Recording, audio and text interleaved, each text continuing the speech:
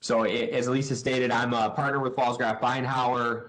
We're better known as PB Elder Law, and the firm is dedicated just to the practice of elder law and estate planning, ranging from your basic estate planning documents like wills, powers of attorney, and healthcare proxies to more advanced planning like the incorporation of a revocable trust or an irrevocable trust. And then we also deal with a lot of Medicaid related issues from nursing home coverage, etc. So I'm going to start today just by explaining the three basic documents. I think everyone needs to know how those truly operate. There's a lot of myths out there about how they operate, so let's just get that on the table about how those things operate. We'll then talk about a living trust, which is a revocable trust designed to avoid probate. And then we're going to talk about Medicaid and how we can use an irrevocable trust to start getting assets out of your name to reduce yourself as a Medicaid spend down target should long-term care costs ever be an issue in the future. So as was indicated, if you have questions, just throw them in the chat. I'll try to get to as many at the end as I can. You can always feel free to shoot me an email or give me a call after, and I will try to get back to you on any questions you may have. So the first of the basic three documents, everyone should have these three documents as soon as you turn 18. It's a will, a power of attorney, and a healthcare proxy. A last will and testament is a legal document that provides instructions regarding how you want your assets distributed upon your death. Not everything is distributed through your will, and as you're going to see in this conversation today, really the goal with proper planning is to never use your will. Anything that is jointly owned will pass to the joint owner upon your death. So if you and your spouse own your house together, or you own your bank account together, or you have an investment account together, and the first spouse dies, the second spouse has to do nothing. They just become an owner of the account by virtue of being a joint owner. So if my will says I leave my joint bank account to my child, but my spouse is joint on the bank account, the joint ownership will control, not the designation that's in the will. Additionally, anything that has a beneficiary, like a retirement account, life insurance, you can put beneficiaries on your bank accounts if you want. Anything that has a beneficiary designation upon death will pass to the beneficiary. It will not go through the will. So with proper planning with an elder law attorney, the objective really is the will is more of a catch-all for anything that may pass through your name individually with no joint owner or no beneficiary. But with proper planning, everything will pass to your intended beneficiaries in a timely and much more cost-effective manner. Someone that dies and has assets that pass through their individual name goes to a legal proceeding, what's called probate. All probate means is we're submitting the will to the court for court approval, and we're requesting to have an executor appointed. Just because you're named as an executor in the will does not mean you are the executor. I get those calls, so do other elder law attorneys all the time. So-and-so died, I'm the executor. No, you're the nominated executor. If we have to use the will, you have to apply to the court to be the executor, and if no one objects, the court will then appoint you as the executor. From the date that the executor is appointed, an estate minimally needs to remain open for 7 months. That's a creditor claim period, so any debts you may have had at the time of your death can be filed against the estate to be recovered. In Erie County right now, there's about a 4 to 5 month backlog from date of filing for an executor appointment to the date you're actually appointed. What that means is the assets are effectively frozen for about 5 months.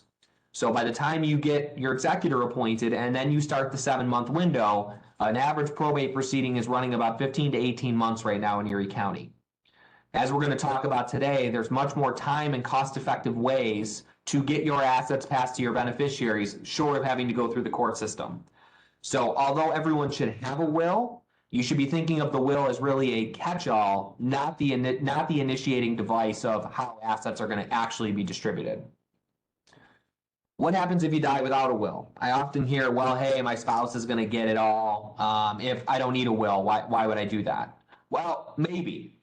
If you have a spouse and you have kids and you die without a will, you die what's called intestate. And now New York State dictates how your assets will be distributed.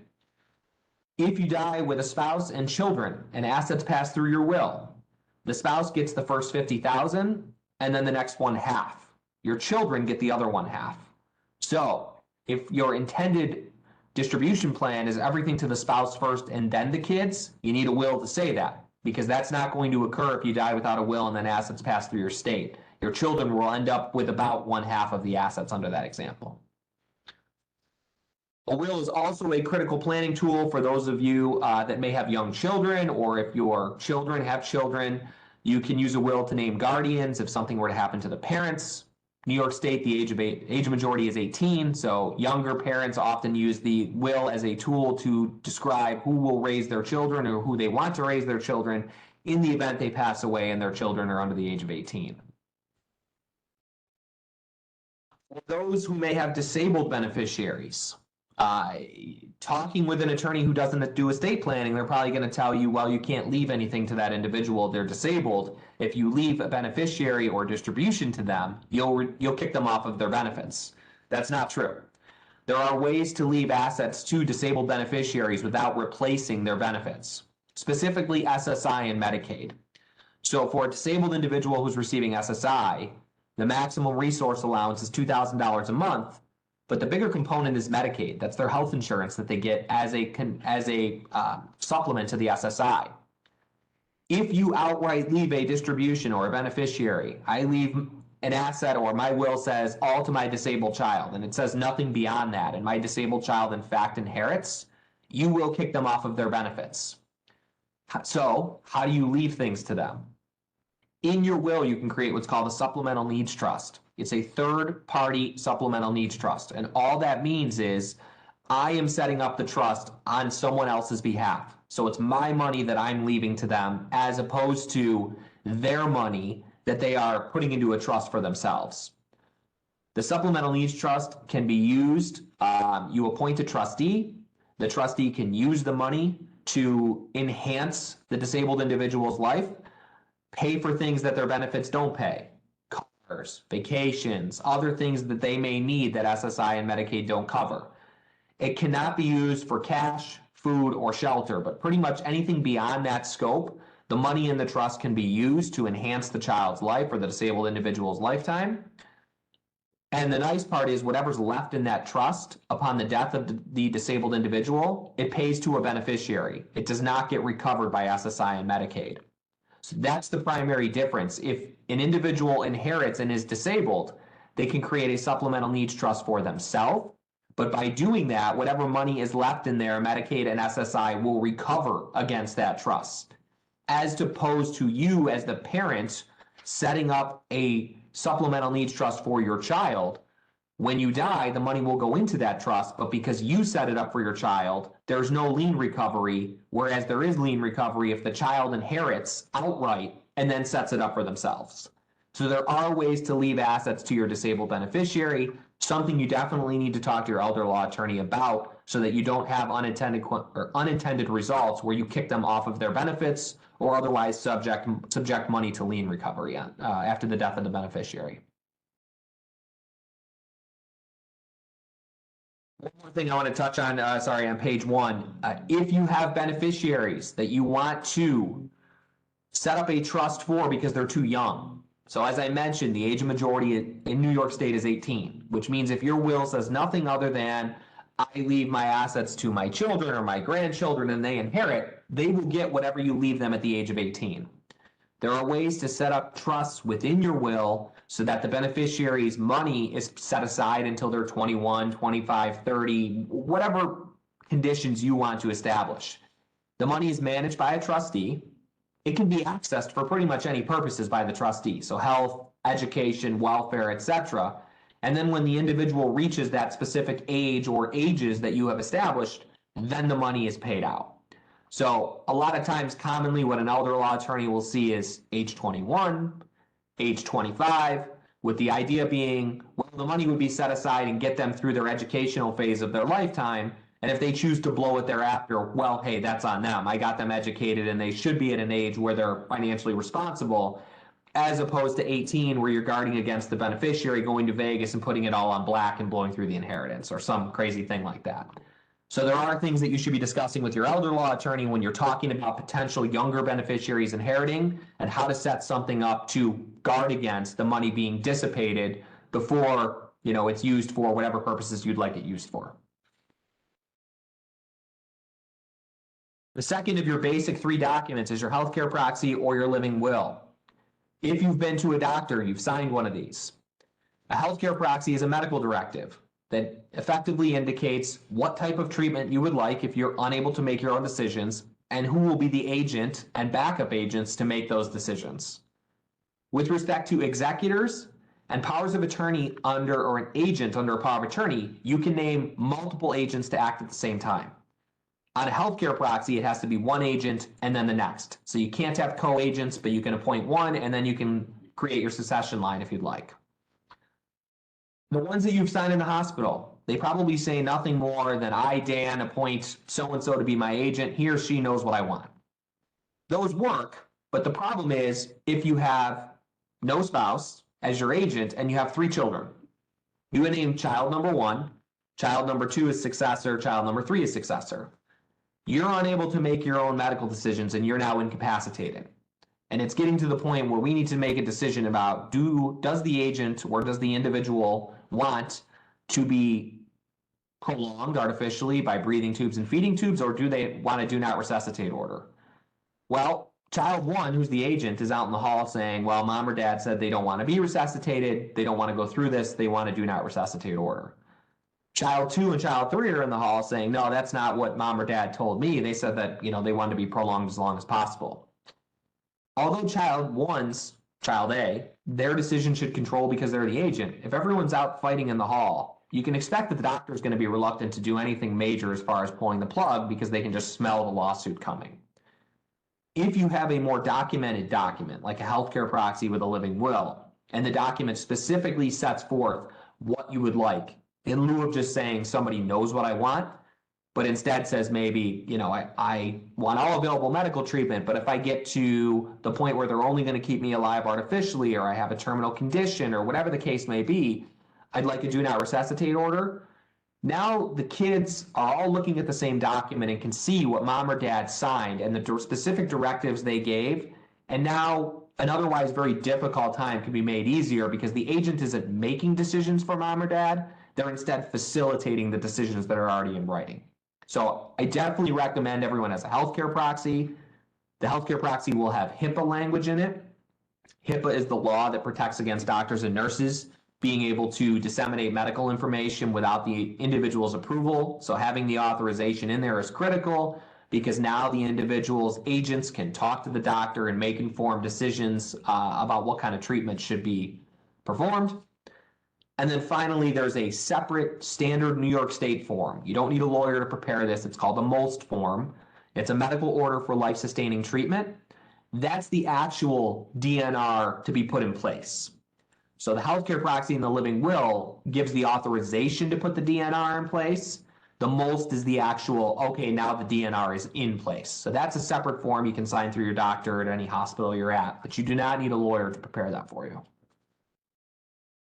Finally, on a healthcare proxy and a living will, again, if you're going to sign one outside of the hospital under the advice and guidance of a lawyer, just make sure you file it with your doctor thereafter, because when medical emergencies happen, no one thinks to run and get the healthcare proxy. Everyone runs to where the emergency is.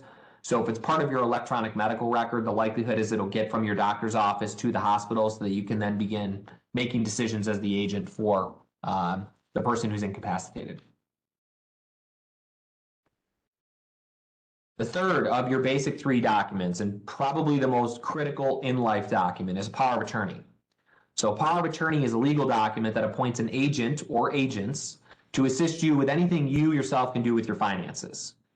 Bill paying, income taxes, applying for governmental benefits, beneficiary changes, asset protection from Medicaid, which we're going to talk about in a bit. It effectively appoints an agent to stand in your shoes and do everything you yourself can do. So, the thing that an elder law attorney always hears, well, why do I need to do this? My spouse can do it all for me. No, they can't. They can act on a joint bank account. So if you and your spouse are joined on a bank account, you each have equal access. But let's say we need to access the wife's 401k. She has no power of attorney and she's become incapacitated. And we now need to access that 401k because we have a large expense or something we need to pay. The husband calls Vanguard and Vanguard says, okay, where's the power of attorney? Well, I don't have one. Well, sorry, you have no access. But I'm the beneficiary. Why can't I access it? Well, because beneficiary designations have no control until the person dies. So even though you're the beneficiary and you're the spouse, they're not going to talk to you. The same thing applies if we need to sell a house. The individual's incapacitated, they're going to a nursing home, we need to sell the house or we need to change the deed to the house. You can't sign your spouse's name without a power of attorney. So the misconception or the myth that, hey, we're married, we can do everything for each other, that's wrong.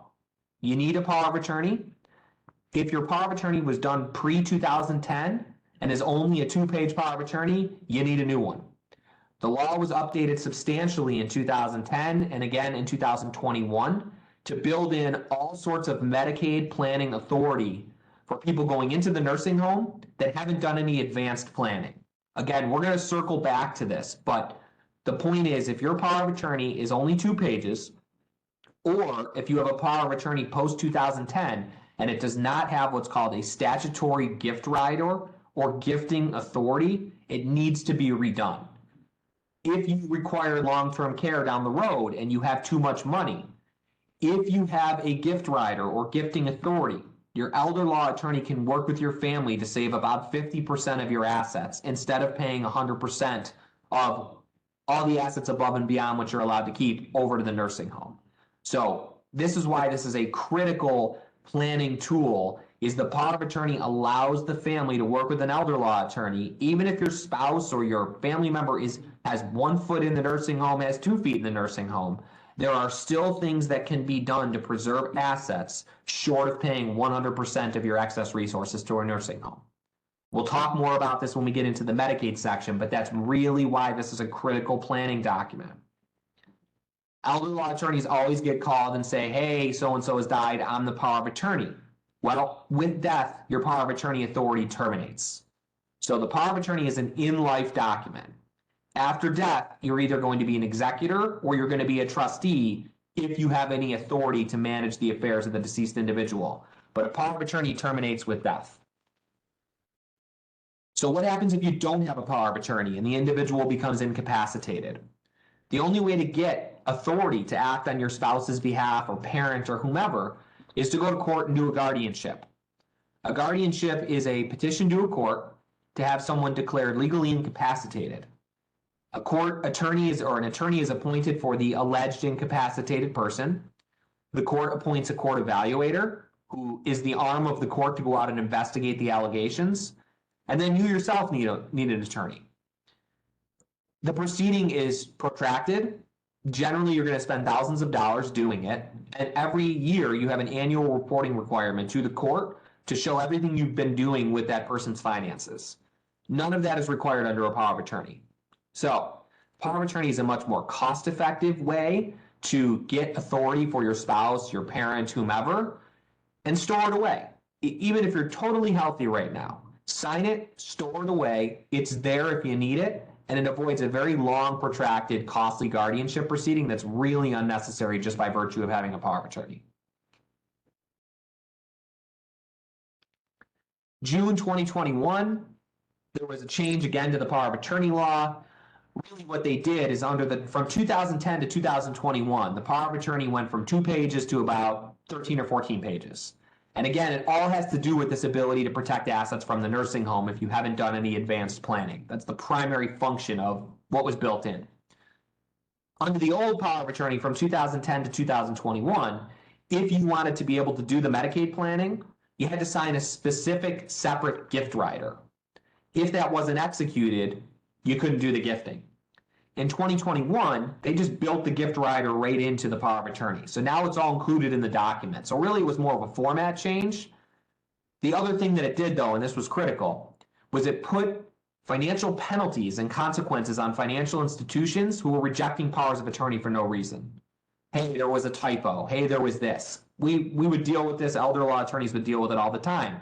Where we're trying to do a Medicaid application, we're trying to request the 5 years worth of statements. We send out the information to the facility or to the institution, and the institution rejects the power of attorney. Pre-2021, there was no recourse. Now there is. Now the institution can be sued and can be ordered to pay attorney's fees, sanctions, and everything else.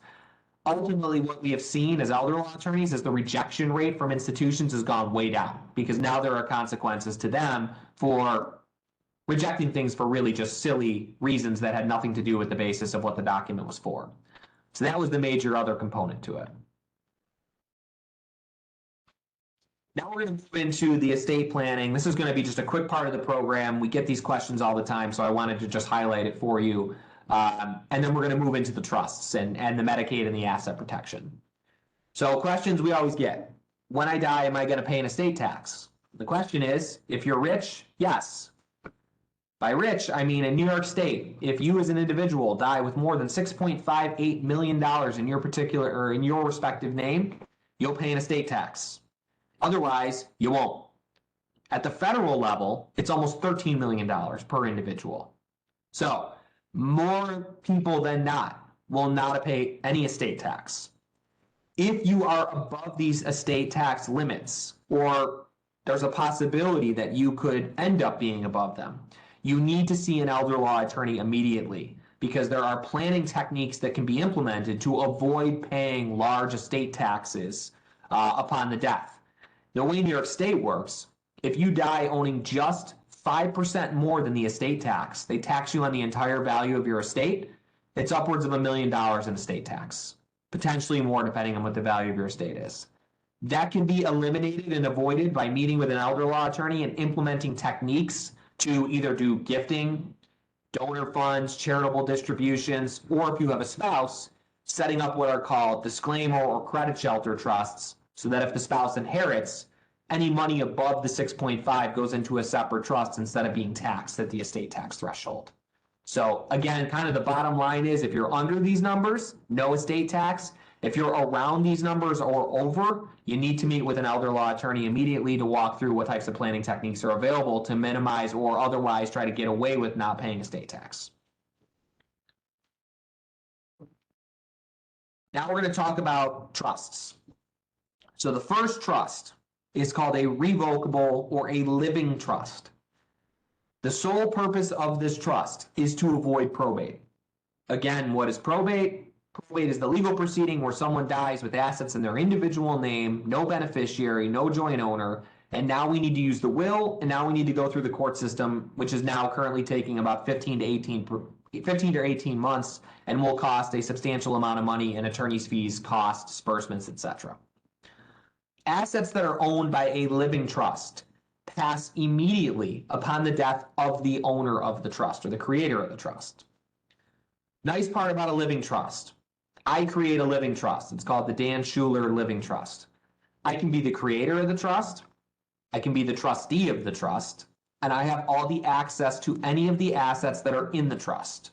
So all that is really being done is either we are retitling my bank accounts from my name personally to the name of my trust, or I am naming the beneficiaries of my assets to be this trust so that upon death, everything pays into the trust and then distributes according to its terms.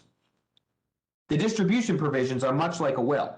You know, if my plan was upon my death, everything passes to my 3 kids, well, the living trust would say the same thing, except that it doesn't have to go through the court system. Again, it passes in a very timely fashion to whomever the beneficiaries are. Upon my death, I have a named or a successor trustee who steps in, manages the trust now that I've passed away, and distributes the assets according to whatever the terms of the trust are. This is also a great planning tactic or planning tool for people who own property in multiple states. So our snowbirds who are in Florida, the Carolinas, Arizona, wherever you may be. If you own property in New York and you own property in Arizona, Florida, North Carolina, wherever, you die with assets in your individual name, you will need to do an estate proceeding in New York. And if you also have a condo or whatever in one of the other states, you die in your individual name, you need to do an estate proceeding out there as well. So now you've duplicated your costs and your time associated with passing these assets. If the trust is the property owner, so the trust is the owner of my house, so on my deed it says the Dan Schuller, Living Trust, and the same thing on my deed out in Arizona. When I die, those assets pass through the trust. So there's no estate proceeding in Arizona, there's no estate proceeding in New York. Now the assets pass again in a very timely fashion, in a cost-effective fashion, to whomever my beneficiaries may be. What is the downfall of this trust? The downfall is if you're looking for asset protection from the nursing home, this trust provides zero. It is a living trust. So the pros are, it avoids probate, and anything that is in there, you still have full and complete access to the money during your lifetime. The con, there is no Medicaid protection because you still have access to everything that is in there. So who is someone that may consider a living trust? Someone who's self-insured. Meaning if I ever had to go to a nursing home, I have enough money to pay the $15,000 or $20,000 a month they're billing me to be there. The second would be somebody that has long-term care insurance. That would be a supplemental insurance policy that you probably would already have purchased, and what it provides is a daily benefit so that in the event you require long-term care costs, it's a policy that pays a monthly benefit to help assist with payment of the nursing home. Those are less and less frequent. I know personally as an elder law attorney, maybe 3 to 5% of the clients that walk through my door have one of those. Most people do not. That's okay. As the discussion that we're about to get into, we're going to show you that there are ways to get access to a means to paying the nursing home other than long-term care insurance and other than being self-insured. So again, for the revocable trust, major takeaways are it avoids probate, it helps distribute assets in a timely fashion, and you still personally have access to all the assets and the money that is in the trust during your lifetime. The other takeaway, it provides no asset protection from the nursing home.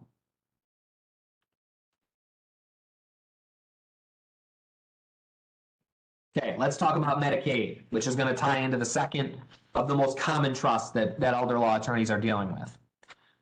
So let's talk first about Medicare, because oftentimes an elder law attorney, people come in, they're talking about Medicare when they need Medicaid, etc. So let's just talk about how the process generally works. Once you're 65, you have Social Security. You get Medicare as well. Medicare is a premium that's deducted out of your Social Security before the money hits your bank account. So you may not even know that you're paying for Medicare, but it is being deducted from your Social Security. So the amount hitting your bank account is a net amount after your Medicare premium has been paid. Every year you get a benefit statement, probably in the fall, the winter of the upcoming year, which will tell you what your benefits are for the next year. And it also shows you a breakdown of how much you're paying for that premium. So if you have to go to the hospital, your underlying health insurance covers Blue Cross, Univera, Independent Health, whomever you have. Once you are discharged from the hospital, if you are sent for rehab, Medicare picks up for a maximum of 100 days. Medicare also has prescription drug plans, Part D, to assist with payment of any drug plans you may have. But what happens if A, you exhaust your 100 days at rehab, or before you get to 100 days, the assisted or the rehab facility says, hey, this individual is not going to improve anymore, and now they cut you off. And they say, okay, you need to go to skilled nursing, 24-hour care. That's where you're looking to Medicaid. So what is Medicaid? It's a welfare program. Does it mean that you're in fact poor? No. It means that your elder law attorney made you look poor, either through advanced planning, getting assets out of your name more than 5 years in advance of applying for long-term care, or implementing what's called a crisis plan through a promissory note and a gift, which we're going to talk about in a few minutes. So in 2006, the law was changed substantially with respect to Medicaid. The look back was extended from 3 years to 5 years. The look back is 5 years from the date of the application. They also changed the way that they dealt with gifting issues, which we're going to again talk about in a second. Finally, they dealt with annuities. So annuities are an elder law attorney's worst nightmare when it comes to Medicaid. If you're applying for Medicaid and you have an annuity, a non-qualified annuity, or you have an IRA annuity, even though it's an IRA, it's an IRA annuity. A condition of qualifying for Medicaid is that you name the Department of Social Services as a beneficiary, which means that when you pass away, whatever's left in that annuity will first be recovered by the Department of Social Services before it pays out to the beneficiary. So kind of the bottom line is, once you're hitting that 65 and up age, if financial advisors are talking to you about annuities, you need to keep in mind that this could be an issue down the road. You could end up having to name the Department of Social Services as a beneficiary should you require long-term care. There are things we as elder law attorneys can do to try and avoid that. It could be an issue is kind of the point. So be careful with the annuities is the disclaimer that we always give. If I need a nursing home, how much money can I keep? The person going into the nursing home, otherwise known as the applicant or the institutionalized individual, can keep $30,182 in resources. What are resources? Resources are anything that is not a retirement account and is not income. So bank accounts, cash value on a life insurance policy, non-qualified annuities, stocks, bonds, brokerage accounts, anything that is, again, not a 401k, not a 403b, not an IRA, not a 457 New York State plan, etc. For income, they can keep $50 a month. That's it. They can also prepay their burial plan in an unlimited amount, cremation or burial, and they can keep life insurance with a face value of $1,500 or less. So as the institutionalized individual, it's $30,000 in cash, pretty much. The community spouse, meaning my spouse living in the community, not in a facility, but in the community, can keep a maximum of $148,620 in cash, the examples we just went through. They can keep a house so long as the equity is under $1,033,000, which is most houses. They can keep a vehicle of unlimited value. They can prepay their burial plan, and they can keep $3,715 per month in income. In certain circumstances, there's the ability to keep more than $3,715, but that's getting too much in the weeds for today's conversation. What else can you keep? You can keep your retirement accounts. So this is a big one. This is why people always come in and they say, well, I'm not going to qualify for Medicaid. I have too much money. I'm not poor. Well, that's just not true. There are millionaires in the nursing home on Medicaid. And how do you do that? Well, any traditional IRA, 401k, 403b, 457, or any other Roth IRA, any other type of traditional retirement account, the principal balance is exempt, meaning it doesn't count towards the $30,000 or the $148,000 you're allowed to keep. It's a specific exemption under the law that allows you to maintain your retirement accounts. What do you have to give up? You have to give up the income that it produces. So if the applicant, if we have an individual going into the facility and they have $1 million retirement account, and that retirement account pays out $80,000 a year in income, Medicaid divides the $80,000 by 12, and then each month, 1/12 of the $80,000 is contributed to the nursing home on the applicant's behalf. But the $1 million retirement account, the principal balance that remains invested in the market, that does not have to be liquidated. And when the individual dies, whoever the beneficiaries of that account are will inherit free and clear of Medicaid.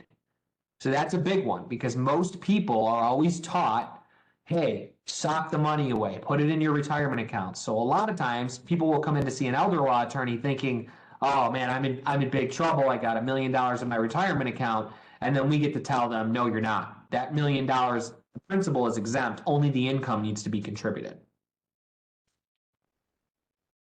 There are also specific rules to exempt transfers if they're a disabled child. You can exempt additional assets to disabled children above and beyond what these eligibility rules are. Or if your child lives in the house with you for 2 years immediately preceding you applying for Medicaid, you can exempt the house to you can exempt the house to that particular caretaker child.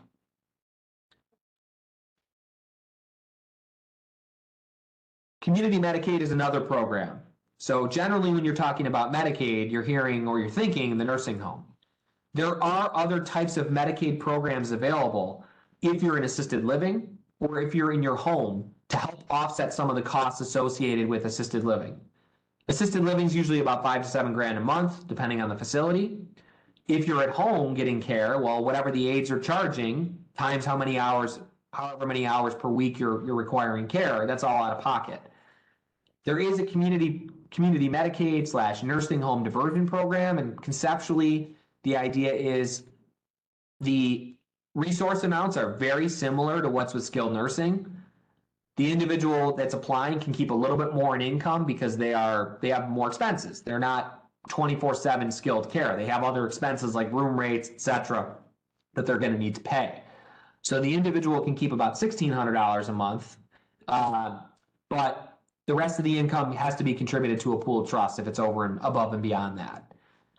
Community Medicaid is set up so that it assists with payment of those nursing home bills, or assisted living bills, I'm sorry. Here's the big takeaway though. Nursing home Medicaid, there's a 5-year look back. Community Medicaid, in October of 2020, a bill was introduced to create a 2.5-year look back. However, COVID hit. And now I think the legislation has been looking at it over time and figuring out it's a very difficult look back to implement. So right now there still remains no look back. So what does that mean? Client comes in to see an elder law attorney, single individual. They have $230,000 in assets. We tell them you're single, you can keep 30 grand. The other $200,000 we can transfer out, put into an asset protection trust, which we're going to talk about in a second. And then on the first day following that transfer, we can apply for Medicaid for them. There is no consequence to doing that because there is no look back for community Medicaid. So they can't penalize you for transferring assets before you go into the nursing home, unlike skilled nursing Medicaid where they can. So let's talk about how that really works, because you'll hear from people, well, hey, I'm getting closer to getting to the nursing home. I can't make gifts anymore. Well, it's true as it relates to gifts to third parties, meaning anyone that's not your spouse. There are no gifts between spouses. But as it relates to making gifts to children or paying their expenses, those can be penalized by Medicaid. So what are some examples we commonly see? Paid their credit card bill, paid their wedding, paid their tuition, paid anything to them that's not otherwise my expense. Those are deemed gifts. So how does that work? Let's say an individual applies for Medicaid July 1st of 2023. In the prior 5 years, they had given away $100,000 in assets through paying for the wedding, the education, everything we just talked about. There's going to be a penalty that's associated with that. That penalty is going to be implemented by the Department of Social Services. The way you determine a penalty, in Erie County, the most that a Medicaid patient is paid for to the facility is $12,130 per month. So to determine the penalty on $100,000 worth of gifts, you divide $12,130 into 100, and what you come out with is about 8-point-something months. Ultimately, what that means is the applicant has to private pay the nursing home bill for 8 months before Medicaid picks up in month 9. So that's why the gifting becomes very difficult, because the money's gone now. You've already paid out what you're going to pay, but now you have to pay the nursing home for 8 months. How do you do that, and where does the money come from? Well, that's where the elder law attorney comes in to try and figure out how we're going to create enough resources or enough income stream to try and pay that nursing home bill. That's also the business model you should understand from the nursing home's perspective. If you are ever going to a nursing home, the nursing home is going to tell you, we'll do the Medicaid application for you. Bad move most of the time. The nursing home is a business. The difference between a Medicaid patient and an applicant who's the difference between a Medicaid patient receiving Medicaid and someone who's private paying. I'm not going to say the name of the facility, but there are facilities out there charging $20,000 a month for skilled nursing. The only difference between the private pay patient and the patient on Medicaid is a private room. That's it. Somebody who's privately paying is in a private room, whereas the individual who is on Medicaid is in a shared room. They cannot provide you any differential in care, but the difference is for that facility charging 20 grand a month versus the person on Medicaid, they're getting 20 grand from the private pay patient, they're getting $12,130 from the Medicaid patient. So it's almost $8,000 a month per patient. That's why the facility oftentimes will tell you, you have to spend down until you get to these eligibility limits, because it's to their financial gain for you to be paying them 20 grand a month as opposed to getting on Medicaid. Our jobs as elder law attorneys is to accelerate getting you onto Medicaid through a crisis plan, which will be the last thing we're going to talk about here in a minute after the irrevocable trusts. So kind of the takeaway is, if a family member needs skilled nursing care or it's going to an assisted living facility, you should be contacting an elder law attorney. You should not be going through the nursing home to do your Medicaid application unless you clearly qualify. If you only have $30,000, $40,000 worth of assets, that's a different story. But if there are assets that are over and above these eligibility limits, you need to be contacting an elder law attorney immediately to assist you through this process, because there are more likely than not monies that can be saved as opposed to being paid to the nursing home. The next few slides, I'm not going to go through these, but what I did is I put in here, we always get asked about the burial plans. What can I include in a burial plan to qualify for Medicaid? The burial plan has to be irrevocable, meaning once it's paid for, the money is tied up in a trust account and it's only available upon death to pay for the expenses. Conceptually, the idea is you go into a funeral parlor, whichever one you'd like, and you go through an itemization with them of the things you want, and they tell you how much it's going to cost, and you pay them. And the money goes into a trust account, and upon death, the assets are then used to pay for your funeral expenses. So if you have more money than you're allowed to have, the elder law attorney more likely than not is going to say, hey, your burial plan should be paid for, your spouse's burial plan should be paid for, we can pay for your kids' burial plans, we can pay for the spouses of kids, etc.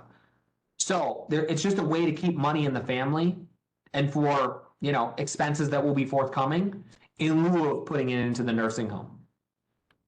So these next several pages, again, you're going to get a copy of this slideshow or this PowerPoint, but all these next pages, I'm not going to go through these. These are just specific items that you're allowed and not allowed to keep in your funeral plan.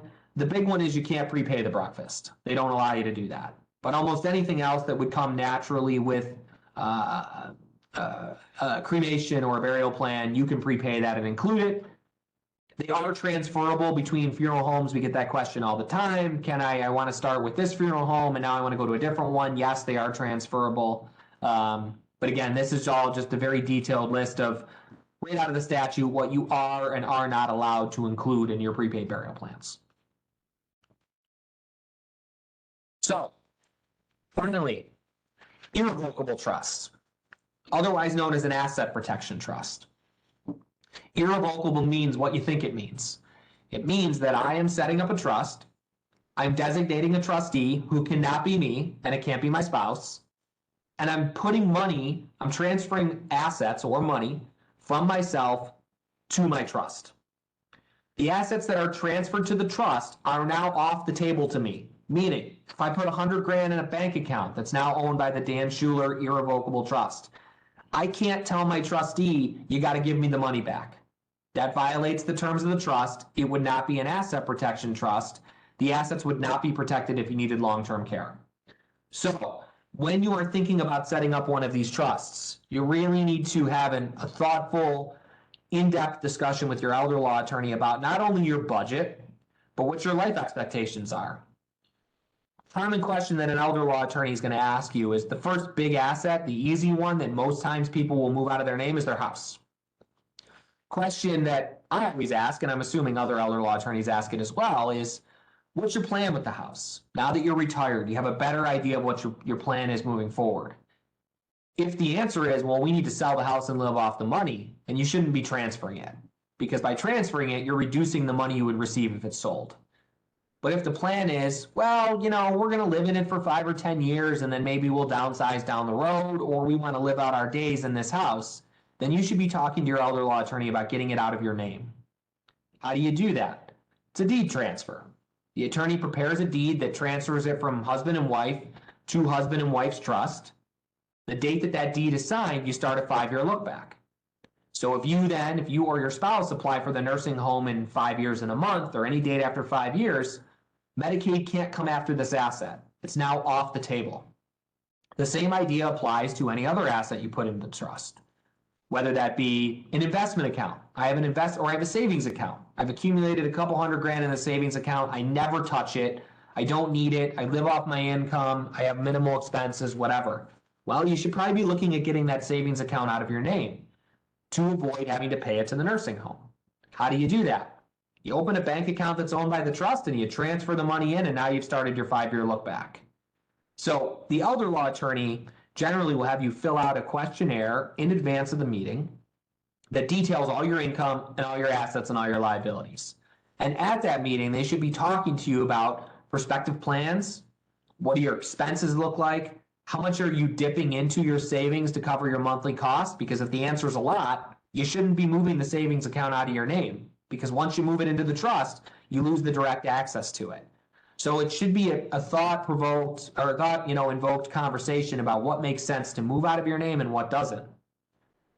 We, as elder law attorneys, will almost never transfer ownership of your retirement account for the reasons we already talked about. If you need Medicaid, you don't have to spend down the principal balance of the retirement account. They only take the required minimum distribution, the income that's being paid out. So, again, it works very similar to a living trust in that when you pass away, whatever is in the trust passes pursuant to its terms. Upon my death, all to my 3 kids, or to my grandkids, or to charities, whatever you want it to say. The assets that are owned by this trust upon death don't go through probate, same as the living trust. They are also paid out in a timely fashion. The difference between the living trust, though, and this trust is the asset protection. So the assets that are owned by this trust for 5 years or more are off the table from the perspective of the nursing home. Whereas the living trust, the assets that are owned by the living trust, remain available to you and therefore are accessible by Medicaid. So why is the house the automatic, for the most part, what we see, people moving the trust or the house into the trust? 3 primary reasons. 1, these are called grantor trusts, and that's just a tax terminology. What that means is that if I transfer my house into my trust that I set up, I still have the right to live there. I still maintain my property tax exemptions. I pay all the expenses associated with the property. I effectively have life use. If 5 years passes, again, the asset is off the table for Medicaid.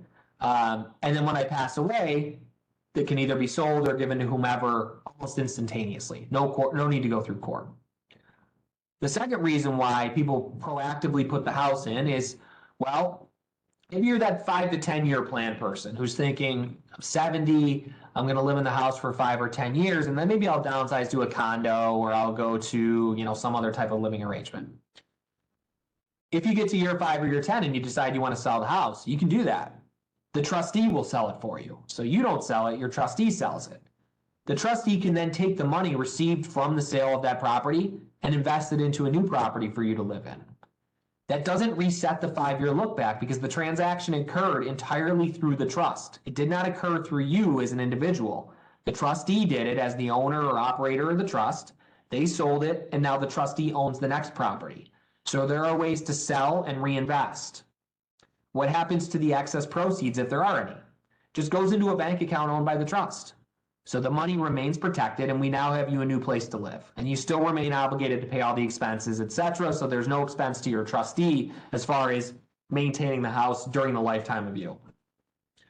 The third reason is liability protection. So there is another tool to get the property out of your name. It's called a life estate deed. And a life estate deed is effectively a deed that transfers ownership of your property to your children or whomever, and you take back life use. It's a more cost-effective mechanism, but there are some more risks to doing it. If 5 years passes, the property's protected. Same way it would be if you transfer the ownership to the trust. But there's a couple major differences. Difference 1 is if your kids get sued, or your remainder owner gets sued, or they have to file bankruptcy, or they get a judgment against them, that can impact title to the house and result in a lien on the property because the kids have a remainder ownership now. The second is if you want to sell during your lifetime, unlike the trust where the money goes back into the trust, your kids will get a check instead of you getting or having available all of the proceeds. So life use has a value. So if you're 80 years old, your house is in your kid's name and you decide to sell it, there's an actuary table which determines what percentage of the proceeds you would get for your life use. But the rest of the proceeds go to your kids. It's not up to them to give the money back to you. If they don't, well, how are you going to reinvest in the new property if that's where you're going? You're trying to buy a condo. There's no requirement they give the money back to you. Contrary to a trust. If the plan is, hey, we need to sell and we need to buy a new place using the money from the sale. The 2 things that the creator of this irrevocable trust always retains, even though they cannot be the trustee and they can't access the funds for themselves that are in there, they always maintain control over who will be the trustee and how the beneficiary structure is set up.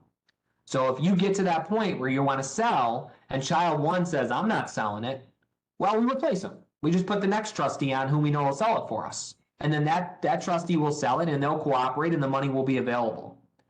So there's a little bit more security and protection, creditor protection with the trust. A trust will cost more than the life estate deed will, and because it's University Express, we're not allowed to talk about fees, but I can just tell you generally that working in the field that a life estate deed, it's a cheaper option and it accomplishes the 5-year look back, but it lacks several of the protections that a trust does, which oftentimes leads to more of a cost. The other thing is the irrevocable trust can be a depository for multiple assets. So if you, again, have that savings account you want to put into the trust, you can do that. If you don't do a trust, your only option is to retitle that account to your child's name. The problem with that is, let's say you do retitle it. You put it in child A's name. They spend the money. It's only been 3 years and now you need to apply for long-term care. If you remember that penalty example we talked about, that's what you're going to be dealing with here because the money's gone. It's seen as a gift. You didn't make it 5 years. If the money's in the trust, again, you are appointing a trusted trustee to manage the money. Presumably the money would still be there. If we don't get to 5 years, we can undo the trust. It then becomes available and we can do a crisis plan, which is the last thing that we're going to talk about after we get through this slide. Other thing to note about this type of irrevocable trust, any income that the trust generates is paid to the creator of the trust. So you can get savvy with these. You can bring in your financial advisor and say, okay, here's what I want to do. I want to transfer 100 grand into the trust. I don't want to just put it in a bank account though. I want it to be an investment vehicle. The financial advisor says, okay, what's the motive? What's the goal here? Well, I'd like it to pay off some income.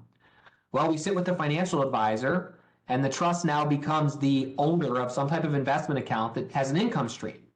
So while you're starting the protection of the 5 years, any of the income that asset is generating pays back to you as the creator and is then taxed at your tax rate instead of a trust tax rate. So there are other ways to use this trust for your benefit other than just storing assets to get by a 5-year look back.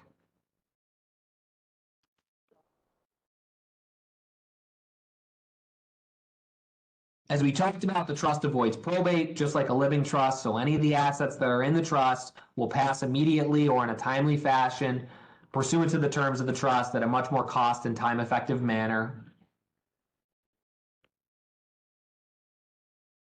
Last thing, I keep talking about this crisis plan. What do we do if you don't have 5 years? There's a planning technique out there, and I don't want to get too into the weeds on how it actually works, but conceptually, I just want you to remember that this exists, and the person telling you it's too late is oftentimes wrong. It's called the use of a promissory note and a gift. And in its simplest terms, it's called crisis planning. It means you have too much money, either you and your spouse have too much money, or you individually have too much money to qualify for Medicaid when it becomes time to go to the nursing home. Your family should immediately be calling an elder law attorney. If you have that power of attorney that we talked about at the beginning of the proceeding, or at the beginning of the presentation, we can use that power of attorney to save about 50%, sometimes a little more, sometimes a little less, about 50% though, of whatever your excess resources are in lieu of paying it all to the nursing home. So let me just give you a quick example. Single individual comes in, they have $230,000 in cash in their name. They're allowed to keep 30, which means they have $200,000 more than they're allowed to have. In the week or so leading up to this individual applying for the nursing home, we make two transfers out to child A. $100,000 goes into one bank account in child A's name, $100,000 goes into the other bank account in child A's name. As I told you before, you can't make gifts, right? The nursing home is going to penalize you for doing that.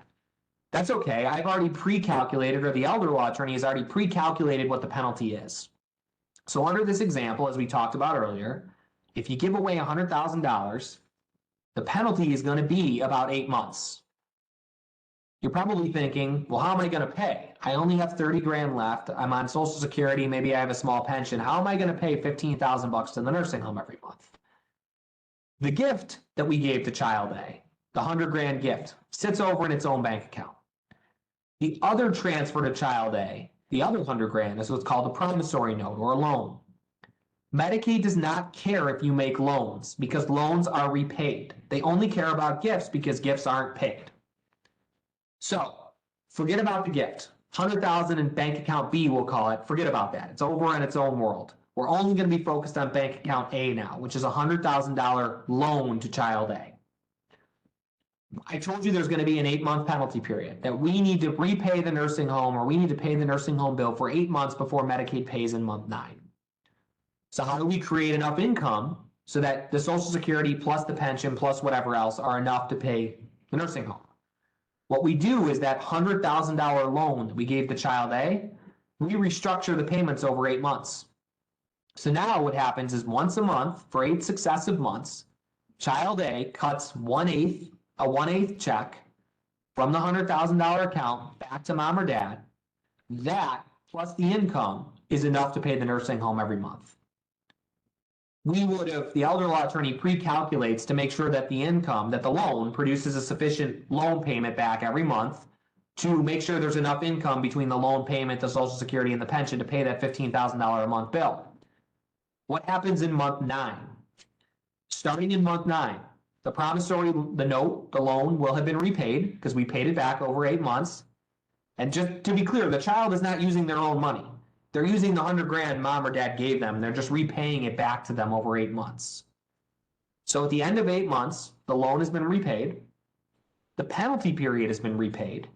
So now Medicaid is paying, except for whatever the patient's income contribution is. And again, that's everything but $50 a month.